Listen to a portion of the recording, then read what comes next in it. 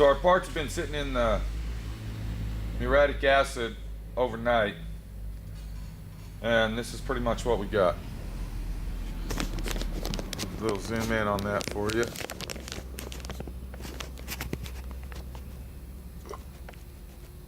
Okay, so it's gonna look pretty nice. So I'm gonna take me an old rag here. Now what I did is once I dumped the muriatic acid out, I went ahead and rinsed all the stuff off with water, but I didn't dry it off. I left the water sitting in the bottom of it, as you can see. Let's see if we can get some. Well, anyway, so what it did is it made the parts even more reliced out. Now this is probably a real heavy relic here, and a lot of guys ain't gonna go this far, but the way we're gonna do this guitar, it's gonna look pretty nice. So I'm gonna go ahead and dry these off. Get all that black rust soot off them, and they should come out pretty nice. See? I don't know if you can see that too good. I'm gonna take some Scotch-Brite and just get the flaky parts off of it. Dull it out a little bit. And wherever there was bare metal, it's going to be a little bit of rust. You know, for all you guys out there that say, play it till it's worn out, and you know, when you relic it out, you're, you know, just a loser. Nah, fuck you, man. Okay. I do this because I like the way they look. Okay. I don't like brand new shiny. What I did is I took my grinder. I don't know if you know if you remember, but I went ahead and just grinded it down and swirled it. Now this looks reliced out, but it also has a pretty cool finish to it. See, that's another thing about relicing it out. Okay, you're not just relicing it out, but you're, you know, putting your own finish to it. If you can look at that, I mean, that looks pretty nice. And you know, this is gonna look pretty good. So you got to have a visualization inside your mind. You have to have knowledge of a guitar, okay? Because when you strip it all down, you know, unless you got, you know, a lot of money in your pocket, and you know, you can afford to take it to a guitar shop and have it professionally. So we got all our brand new electronics set up here and all that. I wouldn't recommend doing that. And I went ahead and got a black button and a white button. Okay, because I don't know which one I'm going to use. Now, the Seymour Duncan P-Rail pickup that we're going to put in there requires a 500K pot. Okay, that's because it's a humbucker. If I was using single coil pickups, I'd be putting two 50K pots in there. And we also, on the tone knob, we have to put a 047 capacitor. Okay. And that's what's going to make that the tone control. Because these pots are actually exactly the same, okay? They're just 500K potometer switches. All right? Without the, you put the 047 capacitor on the tone knob, and that's what converts the pot into a tone knob, okay? And yes, we're going to go ahead and add a little gold on it. What I got to do, actually, is I got to drill the hole out bigger for that pot to fit in here. The hole on that's too small. Okay, but we're going to drill a hole out for this right in the center of those two knobs, and our little three-way is going to be right in the middle of the tone and volume control. And then, of course, we got our brand new three-way switch, uno, dos, tres, and that's going to control. That's going to go right here, and it's going to control the bridge pickup, the neck pickup, and then okay, we got our switch in. Now, I'm going to go ahead and save this for our next little project. Okay, now we take our potometers. Now, they also make two different potometers. They make a flat, which is normally used for a Telecaster, but you can use it on anything you want. Okay. And they make a split, and what the split's for is for the plastic knobs. So we're going to go ahead and pop this baby in here,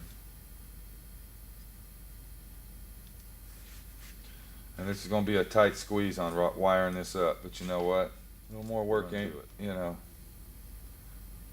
Don't let nothing discourage you in life. That's all I gotta say. And when you get done with the finished product, you're gonna be proud and say, you know what, that took a little while to do, but I'm gonna do it again.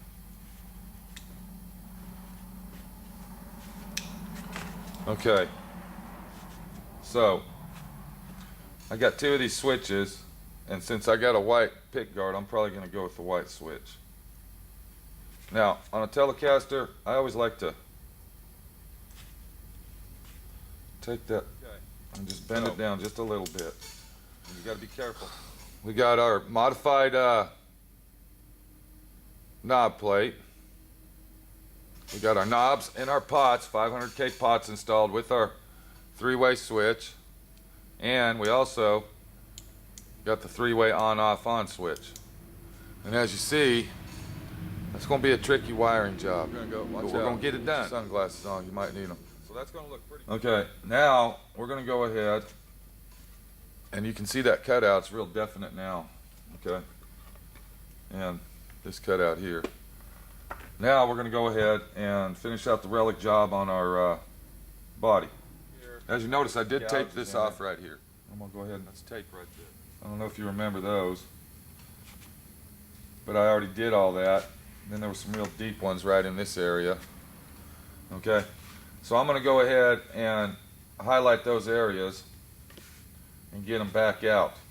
And I'm also going to sand it down. Now what I'm going to do to sand it so the clear doesn't come up is I'm using wet dry sandpaper. I'm going to start with 360. Okay, then I'm going to work my way down to 400. Then I'm going to work my way down, and I always put the folded, so I start out on the soft side because that's the main part. And when you fold it over, of course, you still got that brand new piece, so you can always flip it back that way. And then I take me a rag, and I get it nice and wet, and I dip the water on there, and I start sanding. Now when you sand this down, it's going to be dull, okay? And I'm going to show you here in a second. Okay, we got our guitar sanded down all the way from 360 to 600, and if you look right here, that's why I left those in there. They look worn and torn. And I went ahead and just made a few chips with my screwdriver. But if you look real detailed, there's still other marks in it that I did previous before I painted it. Also, I sanded it down here to the wood, but if you remember, I stained the wood black, so you can still see the stain. And on a finish like this, you really don't want to, put a lot of heavy relic in it, because this finish from a factory would have been real thick anyway, and it would have been real hard to get rid of. So I highlighted some areas right here. Let's start buffing this guitar. You can see right here. So I take my buffer, and I'm using an electric buffer today. So I take my buffer, and I'm going to start buffing that guitar, and Jeff is going to hold it right there only, because I'm not going to. So as you see, I'm buffing that guitar down.